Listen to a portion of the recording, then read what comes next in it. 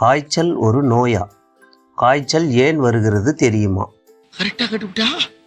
காய்ச்சல் வந்தா உடனே சிகிச்சை எடுக்கணுமா? காய்ச்சல் ஆரோக்கியத்தின் நண்பன் என்று சொன்னா நம்புவீங்களா? என்னடா சொல்ற? நாம என்ன நினைக்கிறோம்? நோய் எதிர்ப்பு சக்தி குறைந்தால் காய்ச்சல் வரும் என்றுதானே. உண்மை என்னன்னா, உடலில் நோய்க்கிருமிகள் நுழையும் போது உடலின் பாதுகாப்பு அமைப்பு செயல்பட ஆரம்பிக்கும். நோய்க்கிருமிகளோடு சண்டையிட ஆரம்பிக்கும். அந்த போராட்டத்தில் உடலை உஷ்ணப்படுத்தி நோய்க்கிருமிகளை பலவீனப்படுத்தும். இந்த செயலைத்தான் நாம் காய்ச்சல் என்கிறோம்.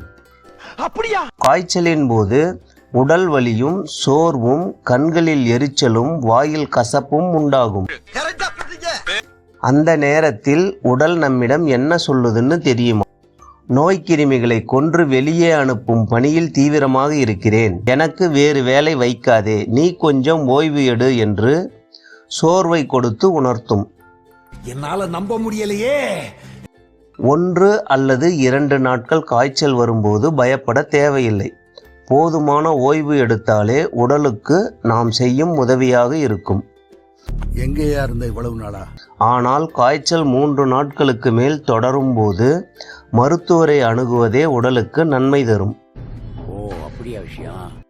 காய்ச்சல் வரும்போது வாயில் கசப்பு ஏன் வருகிறது என்பதை அடுத்த பதிவில் விளக்கமாக பார்க்கலாம்.